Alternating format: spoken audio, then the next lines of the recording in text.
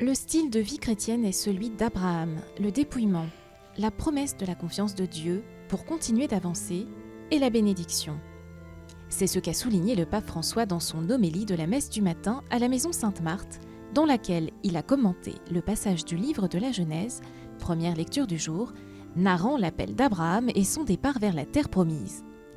Le chrétien authentique, a-t-il expliqué, doit avoir la capacité d'être dépouillé, de se laisser crucifier avec Jésus, d'obéir et de partir sans savoir où il va, comme Abraham. Sans besoin d'aller chez le voyant, se faire lire les lignes de la main. Pour l'avènement, non, pour aller vers une promesse, vers une terre. Et là, Abraham ne bâtit pas de maison, mais plante une tente et fait un autel pour le Seigneur. Toujours en chemin parce que le chrétien arrêté n'est pas un vrai chrétien. Le chemin commence chaque matin. Le chemin de faire confiance à Dieu, le chemin ouvert aux surprises du Seigneur, parfois difficile, parfois douloureux. Pensons à une maladie, à un décès. Mais ouvert, parce que je sais que tu me mèneras en lieu sûr, sur une terre que tu as préparée pour moi.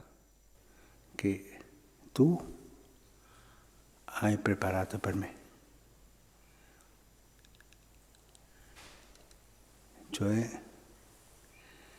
l'uomo in cammino, l'uomo che Ainsi, l'homme est en chemin. vive in una tenda, L'homme vit sous une tente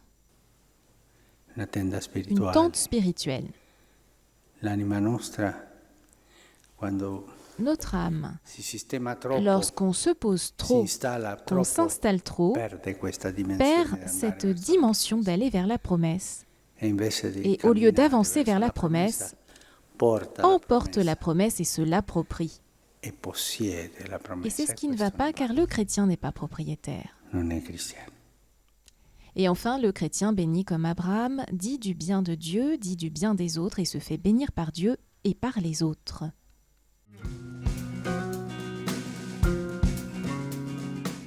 Éduquer à la prévention contre les tumeurs et alimenter le bénévolat pour prendre soin des malades du cancer, c'est l'engagement et la mission de la Ligue italienne de lutte contre le cancer, a souligné le pape François lors de sa rencontre avec 150 membres de l'association.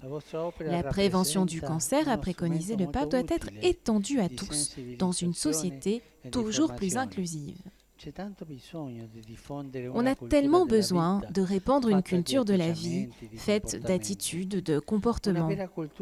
Une vraie culture populaire, sérieuse, accessible à tous et non basée sur les intérêts commerciaux. En particulier, les familles ont besoin d'être accompagnées sur un chemin de prévention. Un chemin qui associe les différentes générations par un contrat solidaire. Un chemin qui valorise l'expérience de celui qui a vécu, ainsi que sa famille, le difficile parcours de la pathologie du cancer. À côté de l'œuvre de prévention, l'assistance aux malades et à leurs familles est fondamentale. Un service en périphérie, a rappelé le pape, parce que la périphérie est constituée de chacune des personnes en marge de la société et des relations quand la maladie brise les rythmes habituels. Prendre soin des personnes malades est une richesse inestimable pour la société. Rappeler à la communauté civile et ecclésiale de ne pas avoir peur de cette proximité, de ne pas avoir peur de la tendresse, de ne pas avoir peur de perdre de temps avec des relations qui offrent soutien et confort réciproque, espace de solidarité authentique et informel.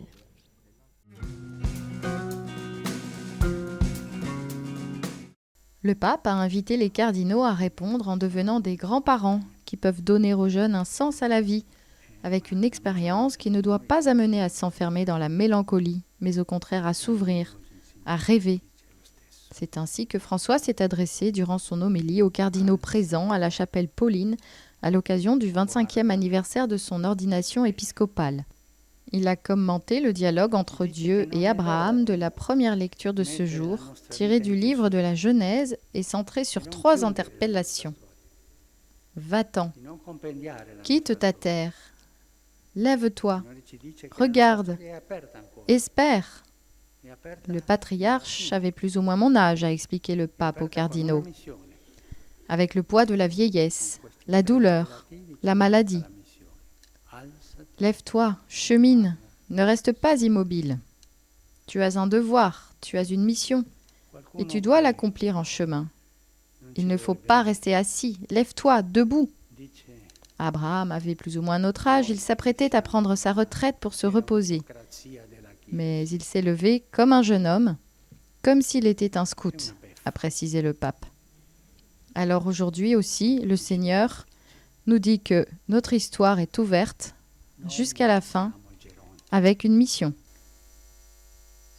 Quelqu'un qui ne nous aime pas dit de nous que nous sommes la gérontocratie de l'Église. C'est une farce. Il ne sait pas ce qu'il dit. Nous ne sommes pas des vieux. Nous sommes des grands-pères. Nous sommes des grands-parents. Et si nous ne le sentons pas, nous devons demander la grâce de le sentir. Des grands-parents que nos petits-enfants regardent. Des grands-parents qui doivent leur donner un sens de la vie par notre expérience. Des grands-parents non pas enfermés dans la mélancolie de notre histoire, mais ouverts pour la leur donner. Et pour nous, ce « lève-toi, regarde, espère » s'appelle rêver. Nous sommes des grands-parents appelés à rêver et à donner notre rêve à la jeunesse d'aujourd'hui. Elle en a besoin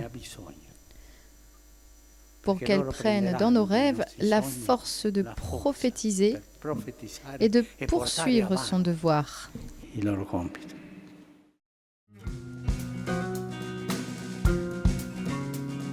Un grand merci pour la joie de partager ensemble la fête des Saints Pierre et Paul, patrons de l'Église de Rome et témoins de l'amour miséricordieux de Dieu. Le pape François a accueilli la délégation du patriarcat œcuménique de Constantinople, réaffirmant que tous ont témoigné de l'amour miséricordieux de Dieu le Père. Par leur fête commune, les églises d'Orient et d'Occident célèbrent la mémoire de l'unité dans la diversité. Le pape a rappelé que l'échange de délégations entre l'église de Rome et l'église de Constantinople, à l'occasion des fêtes patronales respectives, augmente le désir de rétablir la pleine communion entre catholiques et orthodoxes. L'expérience du premier millénaire est un point de référence nécessaire et une source d'inspiration pour la recherche du rétablissement de la pleine communion dans les conditions actuelles, communion qui ne soit pas une uniformité homologuée. Le pape François a rappelé l'exemple de ces courageux et visionnaires pasteurs en parlant de Paul VI et le patriarche Athénagoras il y a 50 ans lors de leur rencontre historique, mais aussi l'étreinte avec Bartholomé Oker avec qui il y a une vision commune sur les défis du monde et de l'Église. Éminence, chers frères, l'unité de tous ses disciples a été la demande vibrante que Jésus-Christ a présentée à son Père peu avant sa passion et sa mort. La réalisation de cette prière est confiée à Dieu, mais elle passe aussi à travers notre docilité et notre obéissance à sa volonté. Prions les uns pour les autres afin que le Seigneur nous accorde d'être des instruments de communion et de paix, confiant dans l'intercession des saints Pierre et Paul et de saint André.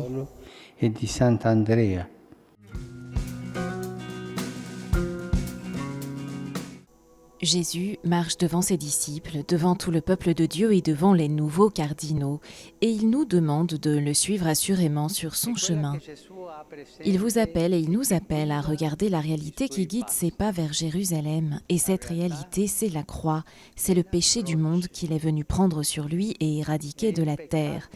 C'est ce qu'a souligné le pape François dans son homélie lors du consistoire ordinaire public qu'il a présidé dans la basilique Saint-Pierre pour la création de 5 cardinaux.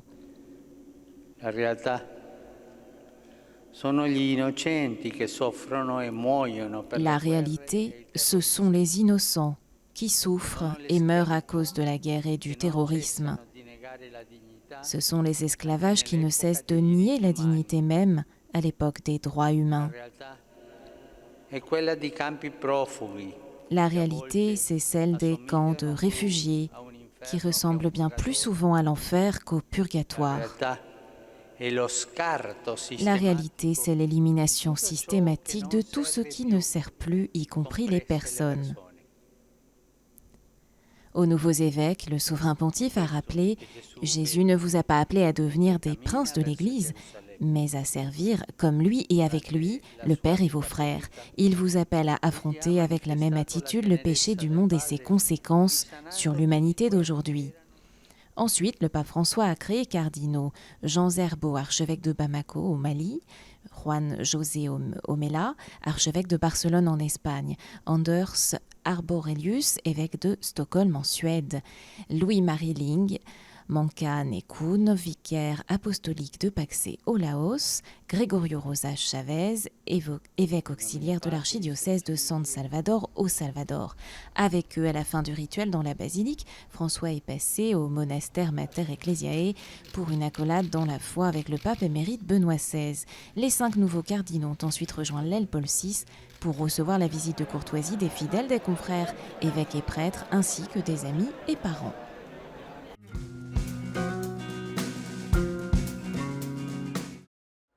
Les disciples missionnaires sont le lien avec Jésus et en font le témoignage, expliqué le pape lors de la prière de l'Angélus ce dimanche 2 juillet. Dans l'évangile du jour, Jésus souligne 2 aspects essentiels de la vie du disciple missionnaire, puissance de la relation avec Jésus et l'importance du témoignage et de la transparence. Celui qui aime son père ou sa mère plus que moi n'est pas digne de moi. Le premier aspect de la vie d'un disciple envoyé par Jésus, c'est celui-là, que les liens entre Jésus et le disciple soit plus fort que tout autre lien. Celui qui se laisse attirer dans cet engagement d'amour et de vie avec Jésus devient son représentant, son ambassadeur. C'est le deuxième aspect essentiel de la vie d'un disciple. Le missionnaire ne se porte pas lui-même, mais porte Jésus à travers lui, l'amour du Père céleste. Il faut que les gens comprennent que les disciples de Jésus avaient mis Jésus au centre de leur vie durant toute leur vie. Comme chaque personne humaine, ils avaient leurs défauts, leurs faiblesses, mais ils avaient l'humilité de le reconnaître. L'important est de ne pas avoir un cœur double, car cela est dangereux. Je suis chrétien, je suis un disciple de Jésus, je suis consacré, je suis évêque, mais j'ai le cœur double et cela ne va pas. Je ne dois pas avoir le cœur double, mais un cœur simple, uni, solide, qui soit honnête avec lui-même comme avec les autres. L'ambiguïté n'est pas chrétien. C'est pour cela que Jésus a prié le Père, pour que le disciple porte cet état d'esprit au monde. Voilà un enseignement très beau pour les prêtres, c'est cet accueil du saint peuple fidèle de Dieu qui aide à être un bon pasteur. La mission est réciproque, souligne le pape. Si tu lâches tout pour Jésus, les gens reconnaissent en toi le Seigneur et en même temps, cela t'aide à te purifier des compromis et à dépasser les tentations. Et en plus, le prêtre est proche du peuple de Dieu. Plus il se sentira proche de Jésus, plus il est proche de Jésus.